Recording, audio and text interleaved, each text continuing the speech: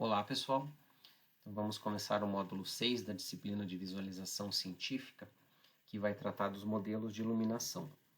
Essa é uma parte importante da visualização científica que vai envolver a escolha da iluminação dos objetos no ambiente virtual que vai aparecer para os observadores. Nós vamos estudar os tipos de iluminação dos objetos a partir do sistema VTK, que é o Visualization Toolkit. Esse sistema ele tem código aberto, orientado a objetos para computação gráfica 3D, visualização e também processamento de imagens. Esse sistema está programado em C++, mas tem suporte também para funcionar em Python e Java. A utilização da programação VTK ela vai permitir a criação de aplicativos complexos, prototipagem rápida e também scripts simples. O sistema VTK ele vai fornecer uma variedade de representações de dados, incluindo conjuntos de pontos não organizados, dados poligonais, imagens, poliedros e também outros sólidos. Muitos filtros de processamento de dados eles estão disponíveis para operar no VTK, desde a convolução de imagens até a triangulação de Delaunay. O modelo de renderização do VTK também suporta poligonais e funções 2D. O pipeline da construção de uma janela de visualização do VTK ele está apresentado a seguir. Então nós começamos com os dados e mapeamentos. Nós temos os dados de entrada, que passam por transformações e filtros nesses dados para criarmos os mapeadores. Esses mapeadores eles fazem a conversão dos dados em objetos manipuláveis para a criação dos atores que vão aparecer na cena. E esses atores, eles têm os objetos com as definições de cores, transparências, posições, rotações. Então tudo isso a gente define para depois ir para a renderização, onde nós vamos criar a cena em si e para essa cena aparecer para o usuário, nós criamos uma janela de visualização depois dessa renderização feita. Então tudo isso interligado com a interface, com a interação e controles. Então aqui nós temos a primeira fase com esses dois aqui, que são os dados de entrada e mapeadores, que são a primeira fase de dados e mapeamento. Depois a segunda fase aqui dos atores e renderização, que são os objetos e os dados visualizados. Então o código que nós vamos ver a seguir, ele vai ilustrar todas essas fases do pipeline do VTK, para mostrar a representação apenas de um cilindro circular reto, utilizando essas bibliotecas do VTK, que vai ter interação, cores, cilindro, eixos e a renderização. Então, nós temos o código aqui, que nós vamos ter primeiro as conexões das bibliotecas, que são usadas para renderizar os atores. Então, aqui nós temos cores, o cilindro, os eixos, então aqui os mapeadores, então tudo isso aqui a gente define no começo aqui do código. Depois a gente começa aqui com os dados de entrada. Então aqui nós temos as cores de fundo, o cilindro, e aqui nós podemos ir para o mapeamento da geometria do cilindro depois.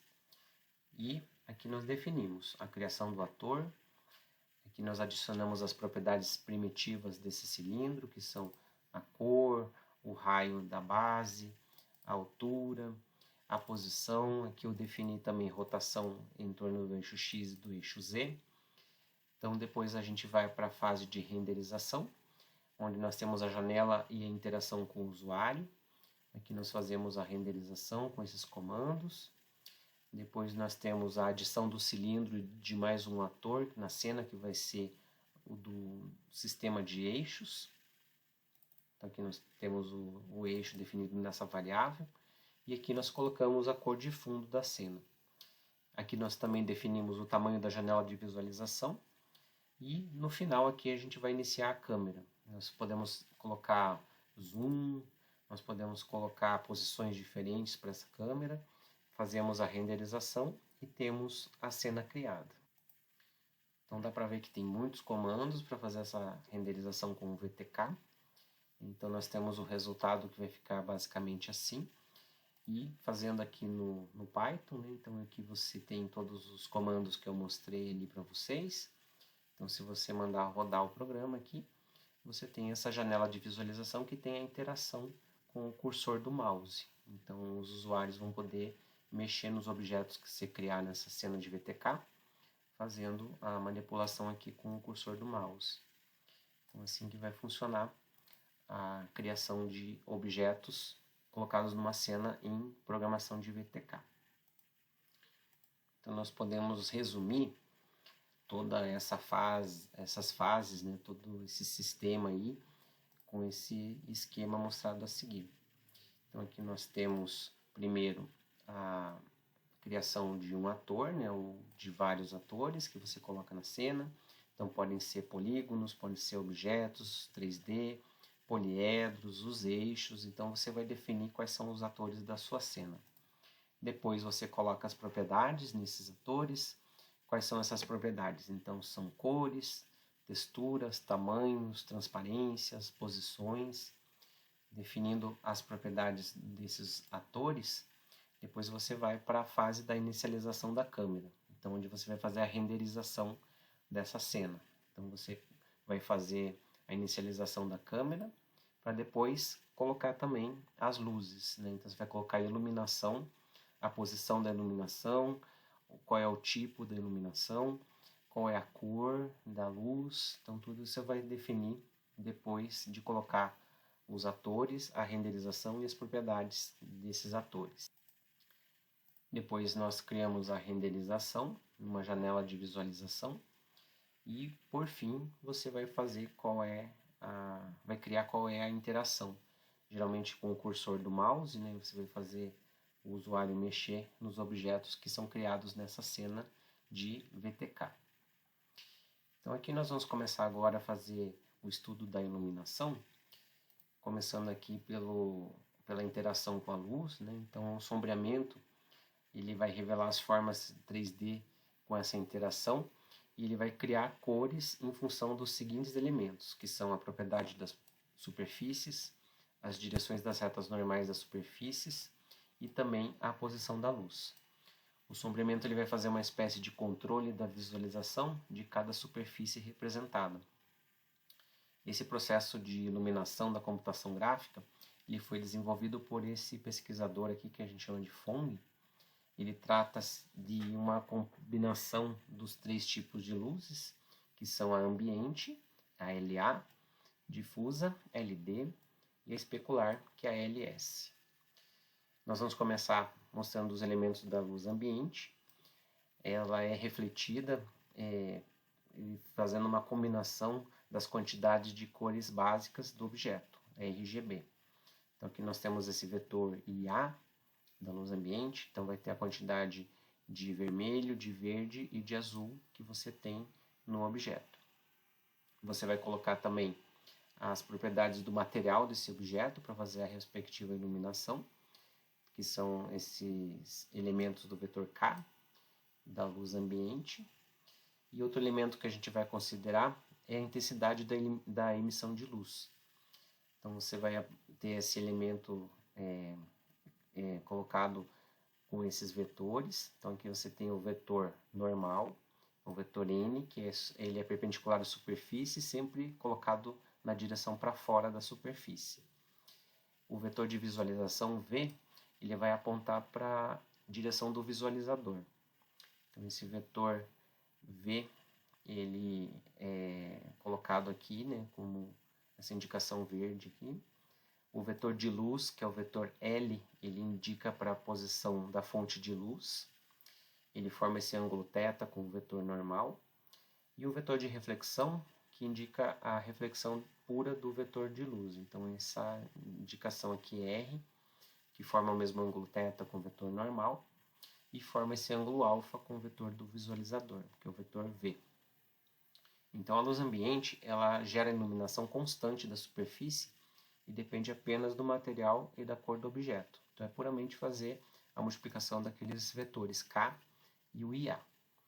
Então se você usar o sistema VTK, nós podemos visualizar 8 intensidades de luz ambiente para representação de um cilindro ao lado de uma esfera. Então aqui nós podemos olhar o código com todas essas fases aqui. Então aqui nós temos primeiro a ligação com as bibliotecas, né, de cores, da esfera, do cilindro, dos eixos. os mapeadores. Então nós fazemos essa primeira ligação aqui. Depois nós temos os dados de entrada, que são cor de fundo, os cilindros, as esferas. Aqui nós colocamos o raio da esfera com 0.3. Então aqui nós temos todos os elementos definidos. Aqui fazemos os mapeamentos desses elementos. Nós vamos ter 8 esferas e 8 cilindros. E nós vamos fazer a variação do tipo de luz ambiente, começando com 0.125. Essas outras luzes vão ficar fixas nesse primeiro exemplo. E aqui são as posições iniciais da esfera e do cilindro. E aqui nós vamos fazer um loop para fazer a criação dos atores, né, que são os cilindros e as esferas, e também variar a iluminação de cada par. Então aqui nós temos os vetores, spheres e cylinders. Então aqui nós vamos fazer o incremento do valor da incidência de luz para cada passada aqui nesse loop. Então aqui você vai ter ele sendo acrescido 0.25, 125, né? E a posição também vai ser alterada do cilindro e da esfera. Depois nós fazemos a renderização e, por fim, aqui a posição da fonte de luz. Lá no Python, então seria uma coisa assim, aqui estão todos os elementos que eu mostrei para vocês. Depois você tem aqui essa cena e todas as esferas e cilindros aqui representados. E você tem a interação que o usuário pode mexer com o cursor do mouse. O que nós conseguimos ver aqui é que a iluminação ambiente ela vai deixar sempre a superfície com essa iluminação constante. Ela não vai fazer sombreamento, então não vai ter uma parte mais clara e outra escura do objeto. Vai ficar sempre constante. Então aqui nós temos agora a luz difusa. Ela vai surgir como uma suposição que a luz de qualquer direção é refletida uniformemente em todas as direções. Esse tipo de iluminação ele depende da cor do objeto, da posição da luz e também da orientação da face onde está o ponto que você está fazendo a iluminação, que é o vetor normal naquele ponto. Esse tipo de luz ele vai criar o efeito degradê nas superfícies. Então aqui você vai ter uma parte mais escura e outra parte mais clara do objeto. Então vamos usar aqueles mesmos vetores N e L normalizados e a luz difusa vai ser definida como K, aquele vetor lá do objeto, né, das propriedades de luz do objeto, multiplicado pelo cosseno de θ, que é o ângulo formado pelo vetor normal e o vetor da fonte de luz, multiplicado por ID, que é aquele vetor que nós definimos anteriormente, só que agora com a luz difusa, né? Então com aquelas componentes lá do objeto RGB. Então essa parte aqui, cosseno θ, pode ser substituída por N vezes L, que são o vetor normal e o vetor de iluminação. Quando você tiver N vezes L menor que zero, o ponto vai ficar na parte mais escura do objeto. E se você utilizar o mesmo arquivo mostrado ali da luz ambiente, fazendo aquela variação, você consegue fazer essa visualização. Então isso aqui eu vou deixar como exercício para vocês. Vocês podem pegar aquele código e fazer o loop, só mudar agora a intensidade da luz difusa. Você vai ver que vai ficar uma parte sempre mais clara, onde está a posição da luz, né? Então ela vai refletir aqui, vai deixar essa parte mais clara e outra parte mais escura de cada esfera e de cada cilindro. A outra iluminação que a gente tem na cena é a chamada luz especular. Ela é a componente que vai fazer a produção de brilho mais acentuado da superfície. Os componentes dessa luz também dependem da cor, da posição, da fonte da luz, da posição do observador também, da posição de cada ponto e também da orientação da superfície, que é o vetor normal. Esse brilho intenso gerado por uma cor desse tipo, por uma luz desse tipo, ele não vai ter a cor do objeto, ele vai ter a cor da luz. Então se você estiver fazendo uma luz amarela, por exemplo, os objetos vão ficar com esses brilhos aqui, nessa cor amarela. Então aqui nesse caso nós fizemos a cor branca, então ficaram essas partes de mais brilho aqui, né? Mais brilhantes com a cor da luz, que é a cor branca. Aqui nós temos a definição da luz especular, também aquele vetor lá K, com as quantidades de RGB do objeto. Aqui nós temos o cosseno de alfa elevado a S, onde esse S é a intensidade exponencial da intensidade dessa luz. E aqui o vetor I, que tem aquela quantidade de luz do objeto. Então você pode substituir aqui como R vezes V elevado a S, que é essa parte do cosseno de alfa, multiplicado por I, S, que é a intensidade dessa luz. Então, se nós utilizarmos o mesmo arquivo da luz ambiente, nessa luz especular agora, fazendo essa variação da intensidade, também a variação do expoente, nós modificamos só essa parte aqui do código. Então, nós temos a iluminação que vai ficar com esse código que é praticamente o mesmo, né? Então, aqui nós vamos modificar somente a variação aqui do especular, né? Da informação especular, do expoente também, vou começar com o valor 1, e aqui a intensidade começando com 0.125. Aqui nós temos o incremento, sempre para cada passada aqui nesse loop, e o expoente também incremento com 0.5. E o resto fica praticamente igual. Então aqui no Python, se nós rodarmos esse programa aqui, com essas variações aqui, vocês podem ver que aqui nós temos esse tipo de luz que faz os sombreamentos, também que nem a luz difusa, só que ele faz essa parte mais brilhante aqui, de acordo com o coeficiente ali, né, do expoente, se vai ficar mais iluminado, se a luz é mais forte, ele vai fazer essa parte brilhante ficar com a cor da luz, que é branca nesse caso. Então, nesse caso aqui, dá para ver que a parte de trás fica mais escura, né? Que não bate muita luz ali, que a luz está aqui na frente. Então, fica com essa visualização desse tipo aqui. Então, você pode fazer a combinação desses tipos de luzes para você ter a melhor visualização da cena. Então, você pode fazer um loop como exercício com o código mostrado anteriormente, variando todos os incrementos de parâmetros desses 3 tipos de luzes.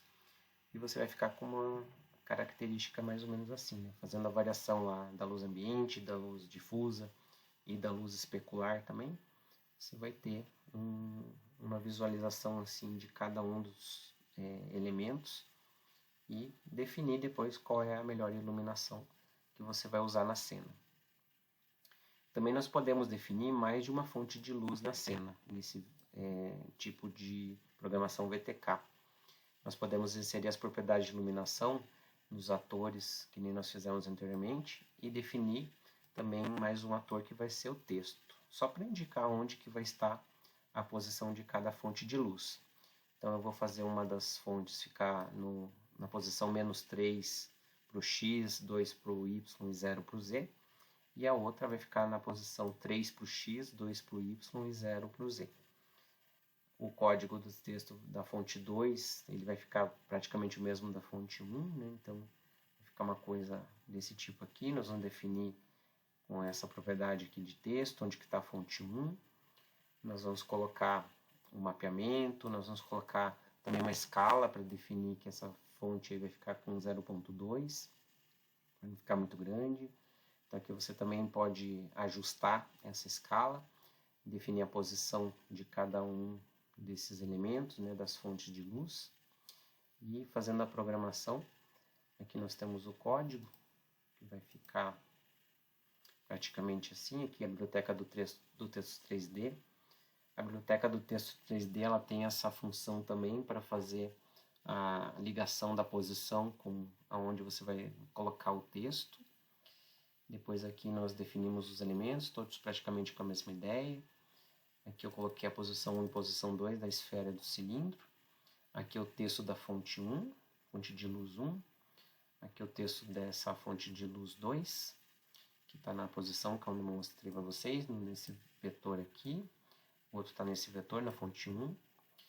E depois nós colocamos as luzes aqui. Posição da fonte de luz 1, posição da fonte de luz 2 e renderizamos a cena. Este código de programação aqui, Nós temos os elementos aqui definidos que eu mostrei para vocês nos códigos lá, aquele código final.